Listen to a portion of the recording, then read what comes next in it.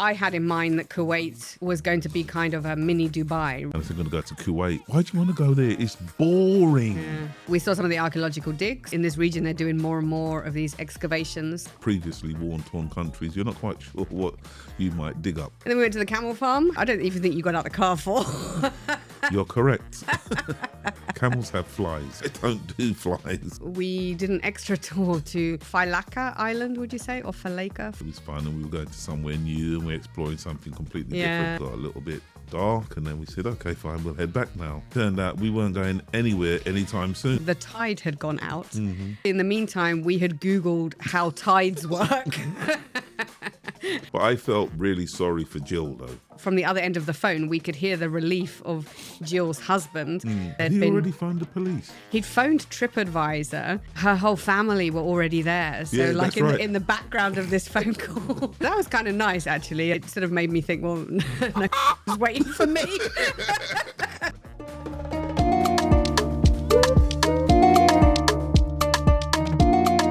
Welcome to Bantering Across Borders. This is Tony and I am Sarah, and we are two best friends, and between us we've been to over 100 countries.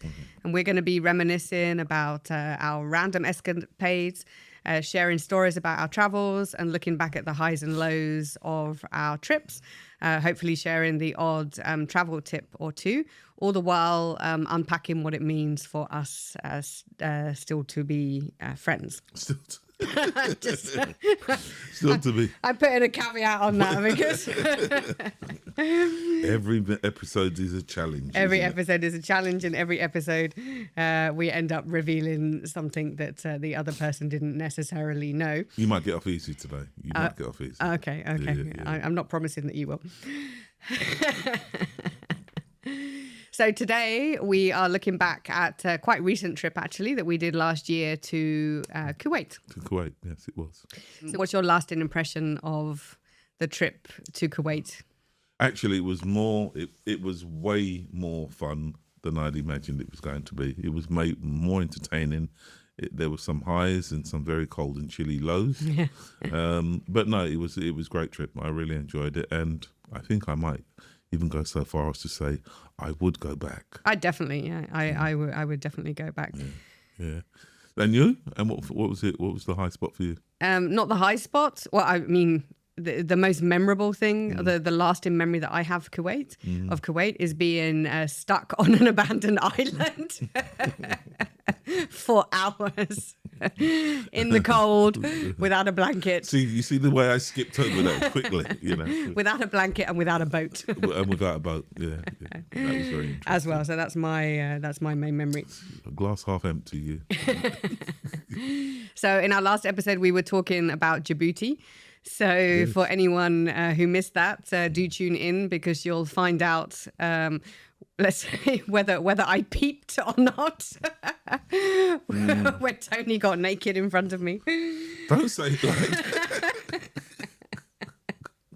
I didn't, by the way. Spoiler alert. Spoiler alert, yeah, she said she didn't.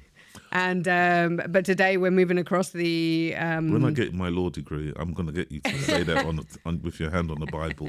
This is how you're going to end up getting your millions. Yeah. Is by suing me for slander. And for Me Too hashtag. Oh yeah. It's about time the men had their say. But today we're going to be focusing on the trip to Kuwait. So we spent a quick weekend there, and we arranged this trip independently. So we hired a tour guide. Yeah, He was recommended to us, wasn't he? Yeah, he was recommended. I think he was also the only tour guide in one of a very small crew. In the whole of Kuwait. But maybe to mention at this point that Tony and I have travelled quite a lot with Escape Travels, which is a fantastic small boutique. It's not a small company, but it's a boutique travel agency that focuses on small group travel, and stick around to the end because they've given everyone a discount against one of their many trips. And I was looking at their website earlier today, actually. So I want to throw some suggestions at you for our next trips, because there's some really, really interesting places we haven't been. Exactly. Really? There's a huge amount of places we have not been. Okay. That I think piqued my interest. Yeah, exactly. I think you're gonna love them. Good. Let's talk about the Kuwait trip. So first of all, as I said, we got a local tour guide, and then we spent one morning essentially looking around the city, right? Yeah, city tour. Yeah, it was, to be honest, I mean, I had been questioned more than once as to why are you going to Kuwait? And I said, well, because, my friend wants to go there. And it was the first time I went to Kuwait. I think I told you the first time I went to Kuwait. You went before me without me. Yeah. Don't say it like, we are friends. Anyway, so I went in 2015 or 2015. And I remember saying to the group, I lived in Riyadh at the time, and I said to the guys there, I want to visit as many countries in the region while I'm here as they can. And I said, I'm going to go to Kuwait. And I never forget the guy turning and saying, why do you want to go there? It's boring. Yeah.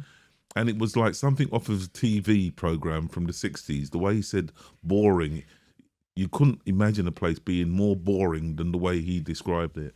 And my view was, and this is what I say to people all the time, just because you found it boring doesn't mean I'll find it boring. Right. In 2015, it was boring. It's because I was not travelling with you. It was boring. But they've got a very big shopping centre, which I managed to visit. So that kind of made it enjoyable because they had a shopping mall. Apart from that, and the oil well. Yeah. And I think that was the extent of it. But Kuwait is very small, right? So for people who don't know, it's sort of in the northeast of the Arabian Peninsula. It kind of backs onto Saudi and then onto Iraq.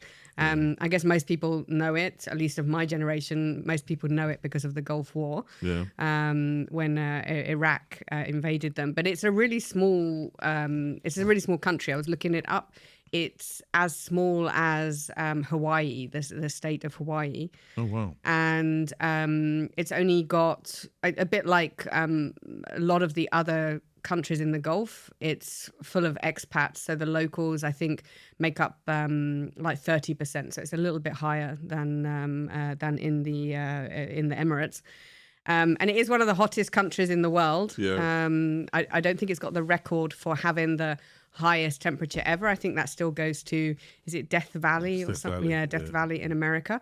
But on average, in the summer, the temperatures are over 50 degrees. And I think the highest recorded temperature in Kuwait was above like 54 degrees, which is essentially like 100. That's the difference between, and I might get this wrong, I'm not good with conversions, but like 102 on average up to like 124 degrees, 127 Fahrenheit, sorry. Right. I think it might be more than that. But yeah, it was hot.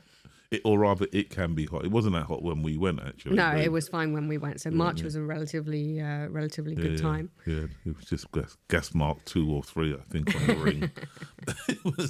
It was warm enough to go out. Apart from that's the thing about the Gulf that people don't realise, actually, is it can be scorching hot in the day and bitter cold at night. Yeah, bitter cold at night. Riyadh, especially this time of year in Riyadh, is, as we used to say, bititious, but it's really, really cold at night. And where I am at the moment in Dammam, the eastern region, I think we were 7 degrees or something. Wow. Yeah. It's time to get out that electric blanket.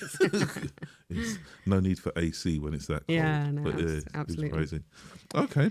So the first point on our tour was Kuwait Towers. And that's where we met that young girl who I still can't remember whether she was American in London. The tour guide asked us if we wouldn't mind, someone else joining the trip. She was a single traveller.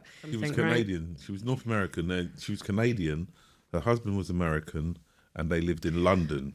That's what it was. Because remember, she'd only told him in the morning that she was going to Kuwait for the weekend. And then she came to Kuwait. Yeah, and then met us and joined our tour. Yeah. She was very nice. I think Jill was her name, if I remember rightly. Yes, yeah, Jill. Hello, Jill, if she's listening. So yeah, we went to the Kuwait Towers, and there's a nice view from there, right? Yeah.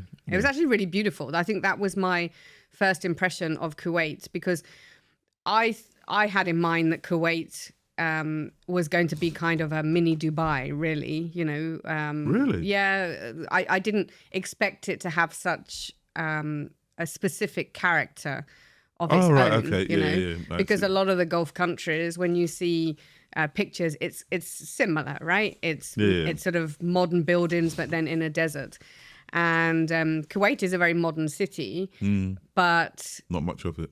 yeah, there's not much of it. It's not that built up. And I remember when we looked out from the Kuwait Towers that it was very blue. It was beautiful, right? All the islands and these beautiful blue seas and blue skies. It was very, I don't know, serene, I want to say. It was. It was. I mean, well, the whole weekend again. It was one of those places that we've been to where it's surprisingly calm. Yeah, very calm. Yeah, calm was a good verb for Kuwait. Yeah, so it was nice. I enjoyed it, and it was more calm, not boring. Yes, exactly. I think on the stages of Almost Dead, because you have that kind of comatose, and then you've got boring, but it was above that. It was calm, moving towards.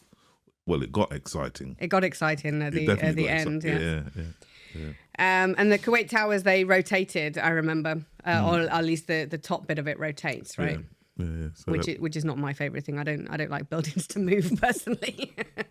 I like my buildings to be solid. It's called engineering. It's a skill. They go to school for a long time to learn how to do that. Well, yeah, I don't want to be the person to test out that theory. Then we went on to the fishing port. So Kuwait has one of the deepest waters. So it's actually a shipping port. Yes, that's right. The fishing port was like full of these dhow boats. You remember? These beautiful dhow boats. It was very pretty. Very pretty. And I think that's one of the things in this area as well is, like Dubai has it as well. If you go down to the port and you see the dhows, and then that's almost like an instant transportation back into the history of where they've come from. Well, in your case, you like to see the camels. But, if you're near to the water and you can see the dhows, and they're wonderful. They're wonderful. And they're still in operation today, right? Yeah. They're still used as trading boats. So it's very nice to see. Then we went to various museums. I remember the calligraphy museum. Which, again, it reminded me, some of these museums that you go to on these trips is kind of like, well, there's an old building here with stuff in it. We'll take you in there to have a look.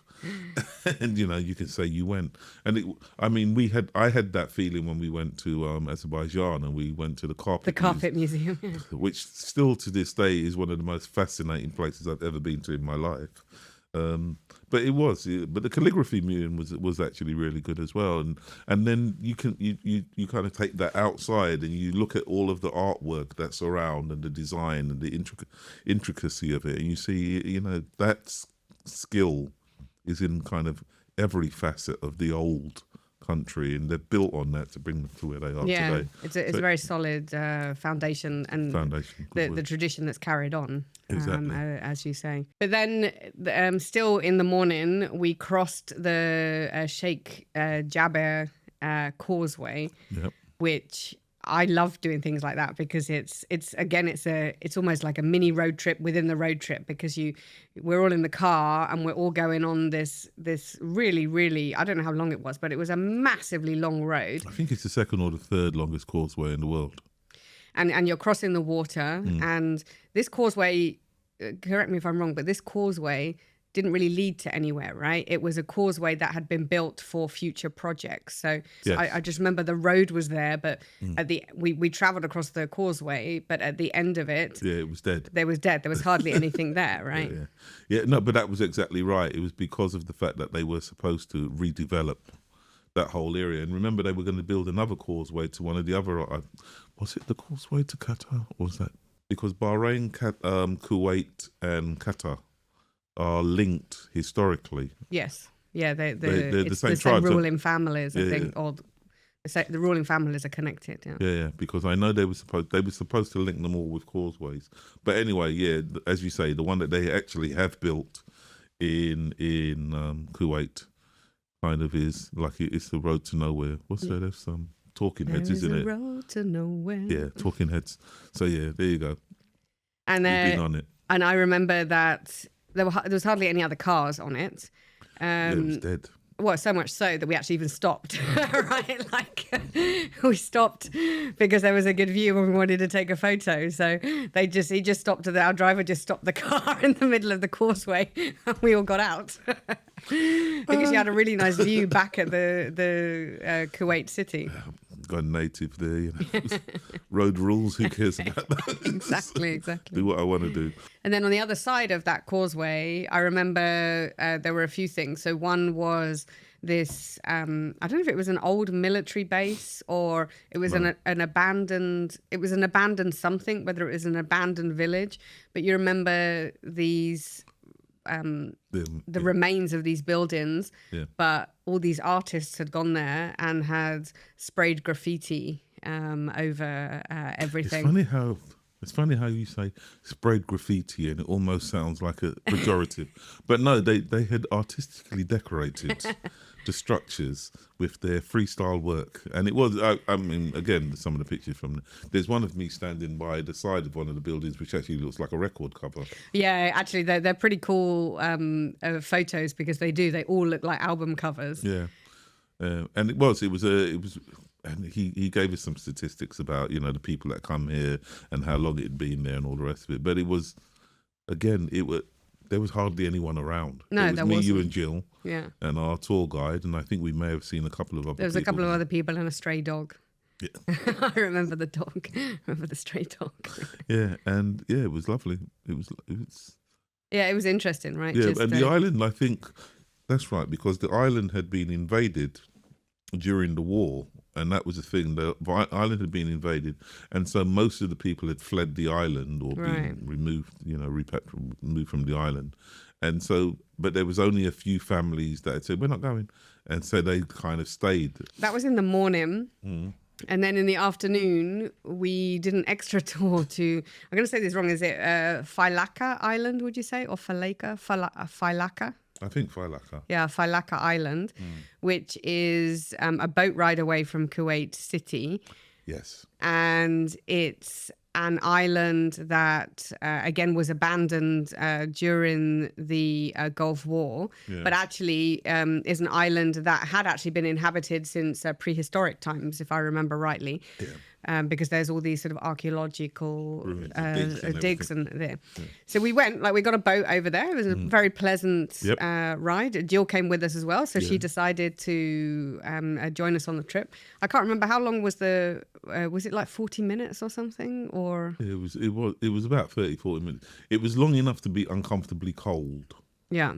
Even with our May Westers on it, even with those on, it was still a little bit chilly. Yeah. And but it was fun, it was fun, and we were going to somewhere new and we're exploring something completely different, and so that was good fun. So that was really nice.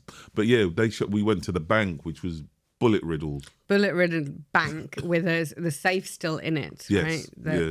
Empty. Yeah, empty, like an open, but I mean, totally bullet ridden. It was crazy. Yeah. And actually, a lot of the houses, like just when you're driving past, there's either like abandoned cars that have been set on fire at some stage, and bullet-ridden houses either. So I think it was like the first line of the first place to be attacked. Apologies if I'm getting that wrong, like historically, but it was mercilessly assaulted, to be honest. I mean, they just wreaked havoc on the place, and the people that were able to managed to get away, and the ones that didn't, still there in parts. And there's even the graveyard for tanks and weapons and all of that, right? Yeah, actually, that was quite fun playing with the big boys' toys. I was going to say, Tony got to be a boy again because you can go and play with all the tanks. Back to the days of the air cadets. So that was actually good fun, and we looked around there and played with those that were rusty as hell, and tetanus everywhere.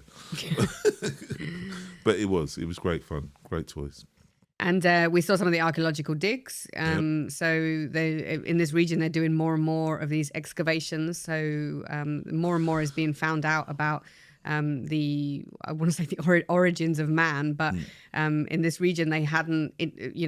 People are aware of what they've uncovered in Egypt and places like that because it's been sort of fully investigated, but in this region, because of the terrain, I guess, not as much excavation has happened. So, and historically, I mean, particularly in the last 50, 60 years or so, it's been a bit turbulent. Yes, yeah.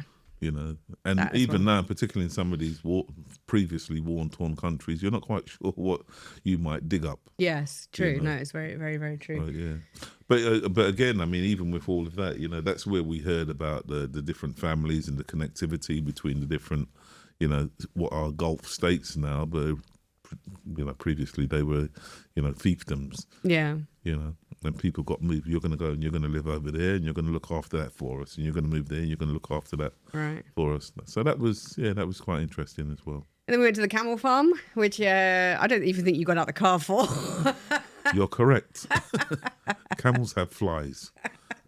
I don't do flies, but I do have pictures of you smiling lovingly at the camels. So I adore camels, and these were particularly beautiful camels, I have to say. It was a camel farm, and they allowed me to like go in, and like I was just surrounded by these camels. You were. As I could see from inside the car. Yes, exactly. So for a while, I disappeared amongst all these like humps of camels. So for me, you got to play with your tanks, and I got to play with the humps. play with the humps, play with the camels. So that was pretty cool. So then it was about sunset at that stage, right? Yeah. So I think we the last supposed part of the trip was going to be the camel farm, and then we went for like a quick drink and something to eat. Well, basically, if you remember, he was taking us back to the boat to go back to the island. He said, by the way, do you want to stop to get something to eat? And we said, yeah, all right then, because that had been part of the... Because we'd paid for it. Yeah, paid gonna eat. So and then we had to wait for them to cook what effectively turned out to be a number of chopped up pizzas. So effectively that was all right. And we stayed there and we ate those and had some drinks, and it was very, very nice and very, very pleasant. And sun came down and it got a little bit dark, and then we said, okay, fine, we'll head back now. And he said, okay. And he made a couple of phone calls and he said, okay, we'll go in a minute. And they said, okay. And we said, all right. And then he said, we'll go in a minute. And they're just going to check. And then he kept on checking his watch, and we'll go in half an hour. And then we'll go in. And then it turned out we weren't going anywhere anytime soon. Well, then he drove us, without saying anything, he drove us to the harbour where we'd left the boat. And we weren't really, because it was dark, we weren't really sure what was going on. But suddenly, I guess, lots of people from the village had also come out, really to find out that the tide had gone out, and our boat hadn't been moved to another place where it could float, essentially. So there was this big drop from the harbour where we were. We couldn't even see the boat. And our boat was stuck on the bottom, essentially, because the captain of the boat, as I understand it, had gone to sleep, had fallen asleep while the tide went out, while we were eating our pizzas. And they tried as much as they could, right? They got ropes, and that was actually quite nice, because those guys, I think there was about 8 of them in the end, and they tied the ropes and they put it in different places, and they were trying to winch them. Winch it to water. And it wasn't happening. It really wasn't happening.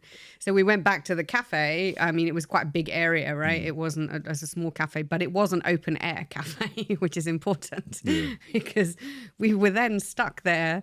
I can't remember how many hours it was, but I'm thinking it was about 6 hours in the end, because originally they were like, oh yeah, we'll just wait an hour, for the water to come back. And obviously in the meantime, we had Googled how tides work. Figured out that the water wasn't suddenly going to come back in within an hour if it wasn't there at all. And so I think that's known as being economical with the truth, isn't it? Yeah. Alternative facts. But but then, as you say, I mean, we knew we weren't going anywhere anytime. But I felt really sorry for Jill, though, because she, like I said, she just told her husband in the morning, I'm going to Kuwait. And then she was out of comms. Yeah, and she didn't tell us, right, that first of all, her phone wasn't working, and secondly that someone was expecting her to Come home. check in and come home.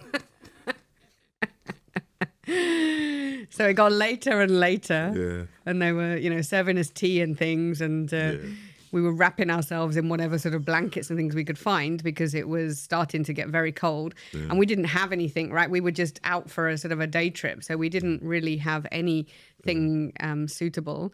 And then, as you said, somebody lent, I think you lent Jill your phone, and we could hear her, the relief, from the other end of the phone, we could hear the relief of Jill's husband because he thought that, she'd been kidnapped or that there'd been... Had he already phoned the police? He'd phoned TripAdvisor to try and find the tour guide that she had booked with.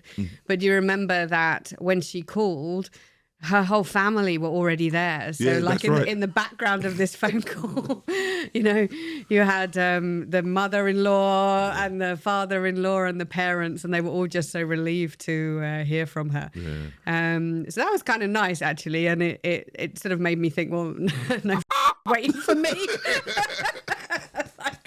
I could be stranded here for days and nobody would notice. And I would notice. You were with me though, so what use was that? Well, because there's bound to be people that will notice I'm missing. Exactly. So by inference, that they would know I was with you. Therefore, they'd have to try and find out who they could tell. But anyway, so she calmed down after that. She was quite cool after Although that. I have to say she was pretty cool the whole time.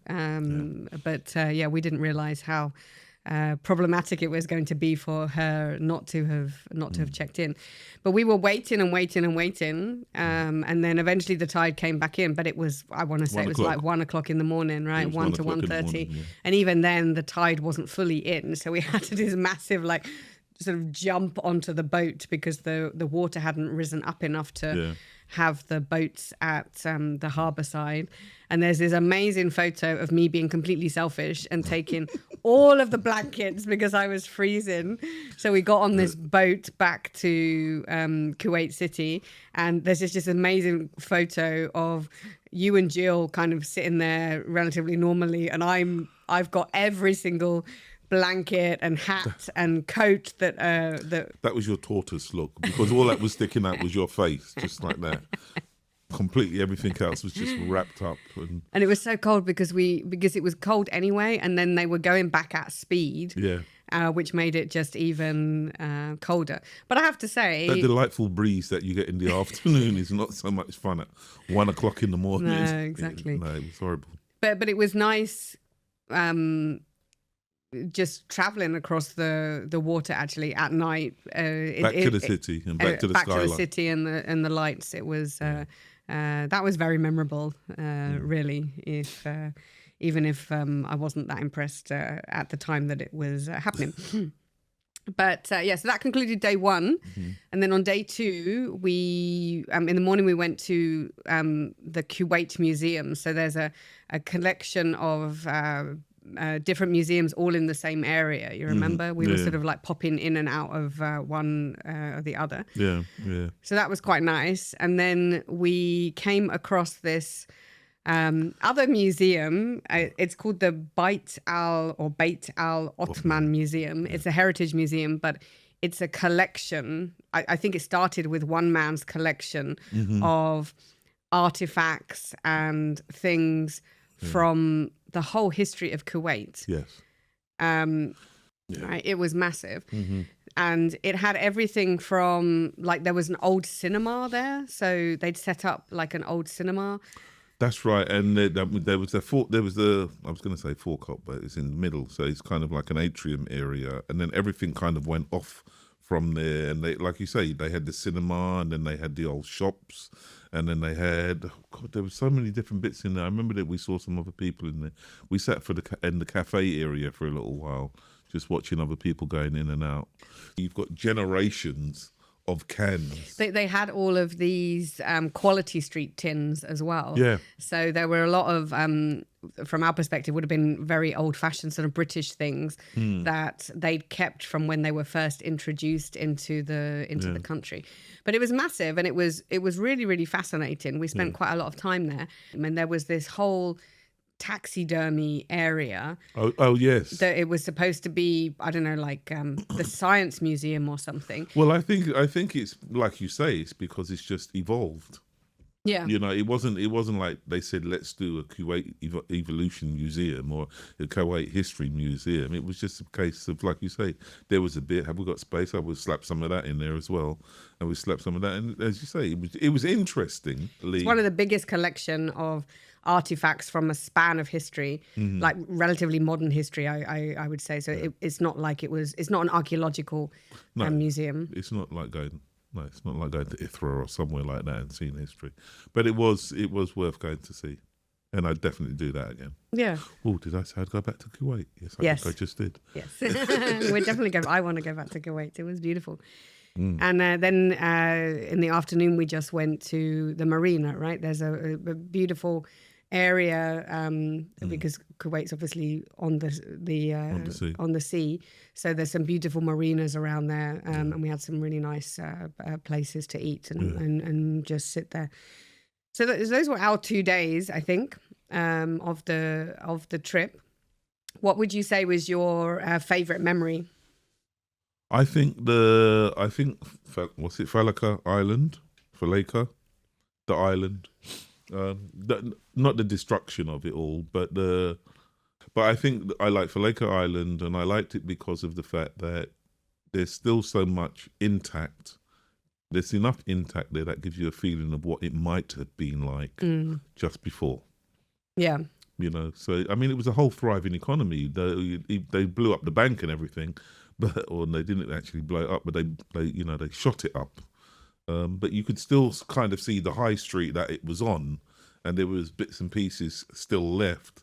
And you can imagine how it could have been a thriving environment.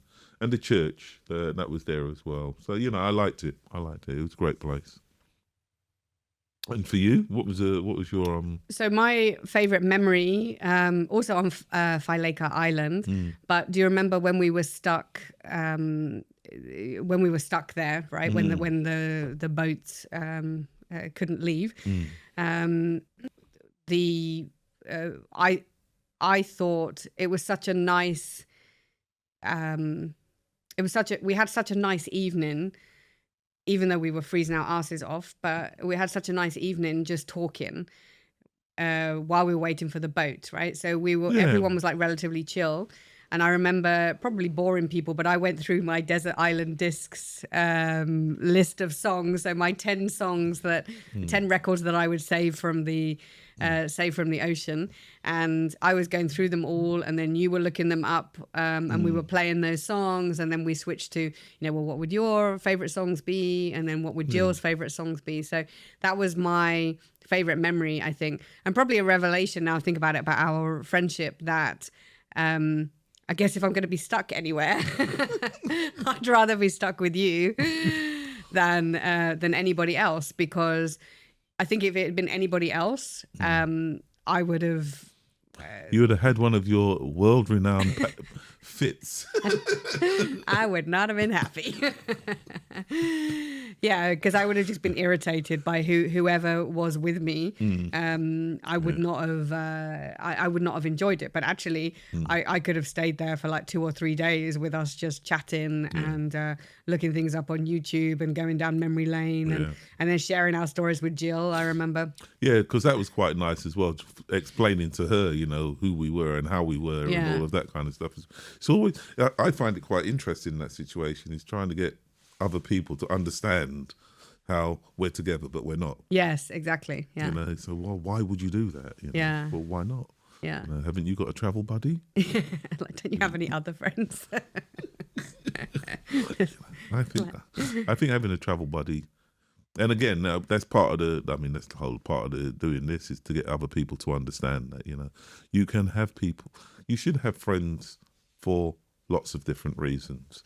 And you can't expect a friend to be everything to you. And I think we're lucky in that we do have the friendship that allows us to just say, you know, I fancy going to Kuwait. I fancy going to Djibouti.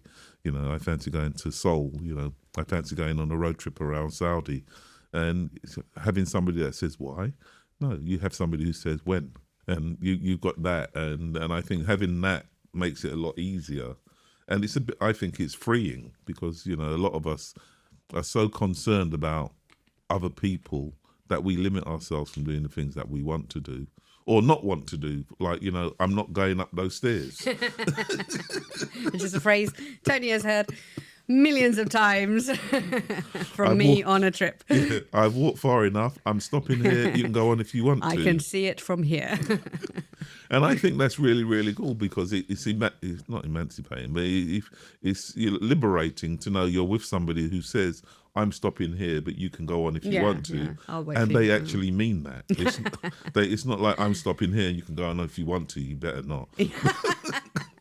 Yeah, there's no like passive aggressiveness, right? No. Yeah. You know, and that's really cool. I enjoy it.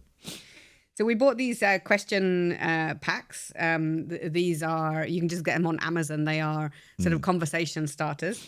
Because we needed those after the last 25 minutes. So just pick ones. What song best defines your life? That's your question to you. No, I'm asking you. I don't know. I mean, I can tell you the song I picked for my funeral. So I guess that's quite definitive.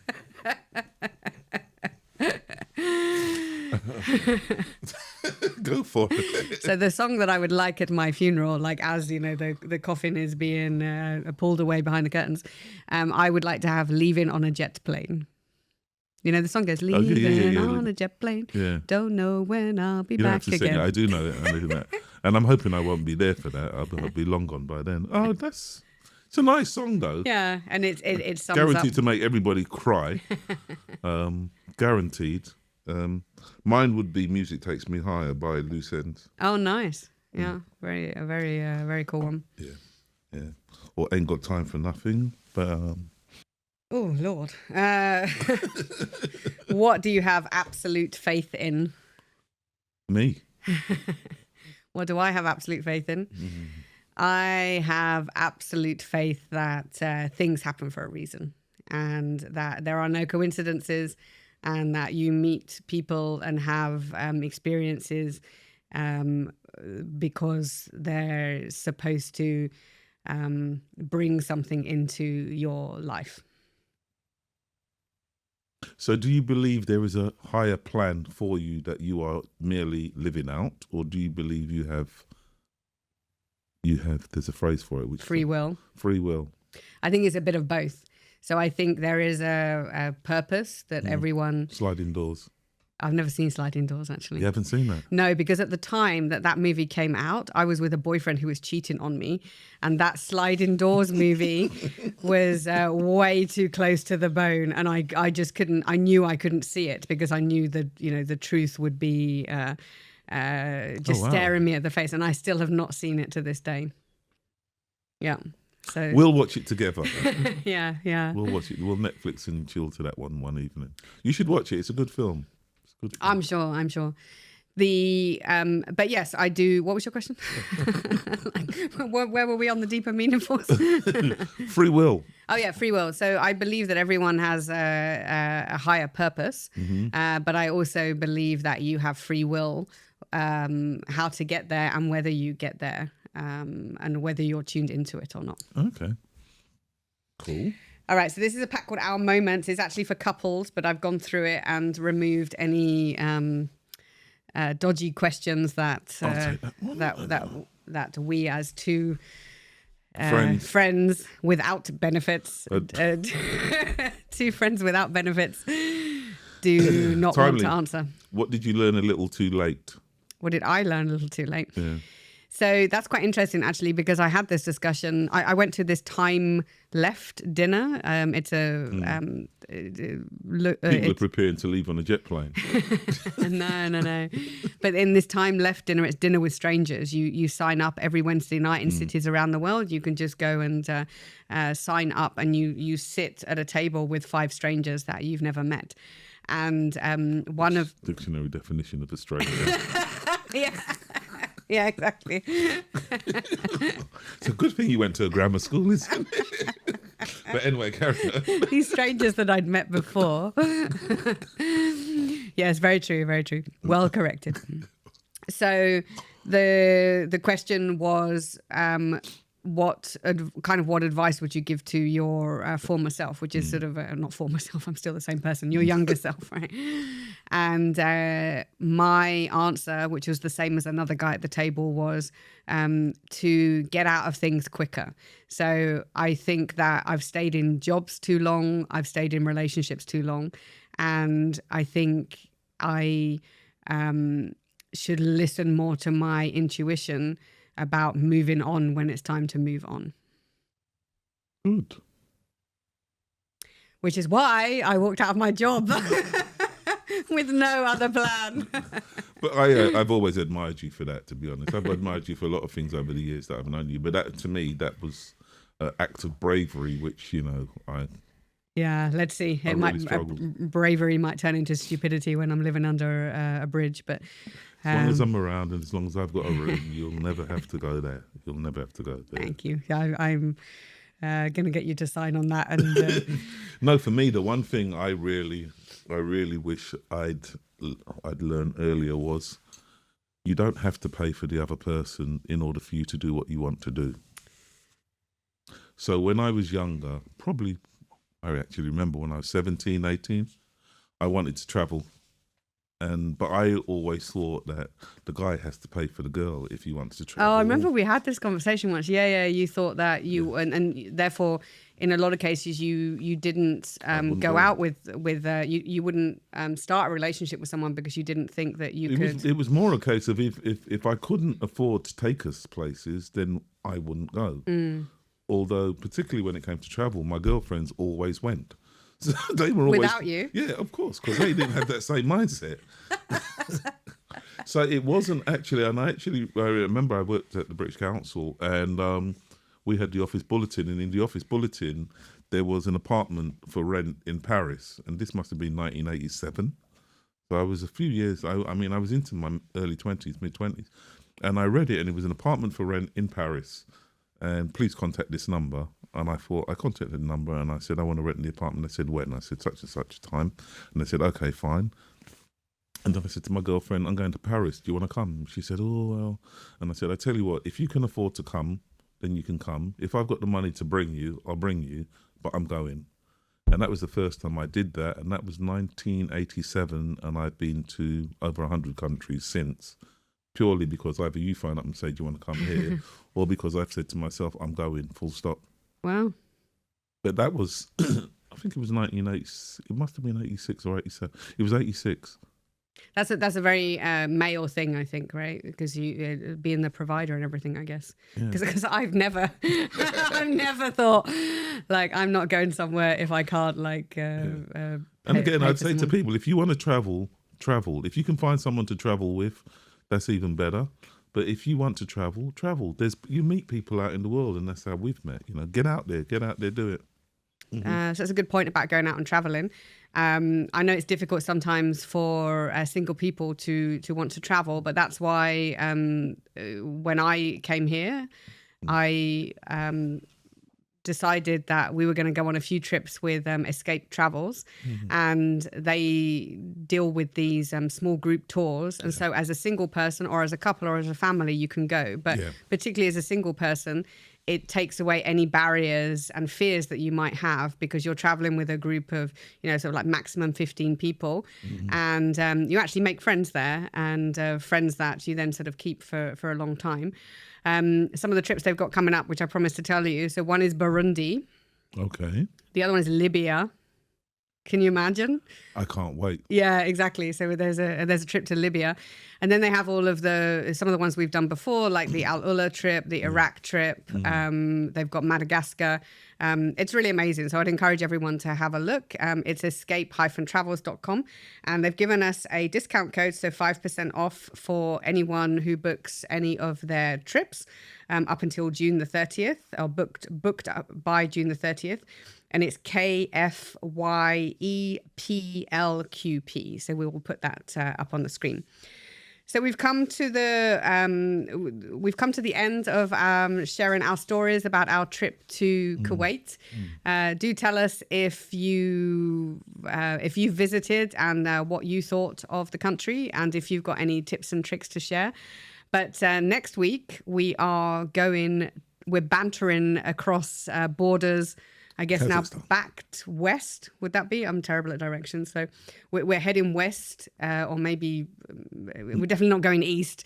No. But next episode, we're bantering across borders to Kazakhstan. Yeah. So watch out for the Borat impressions. Yes.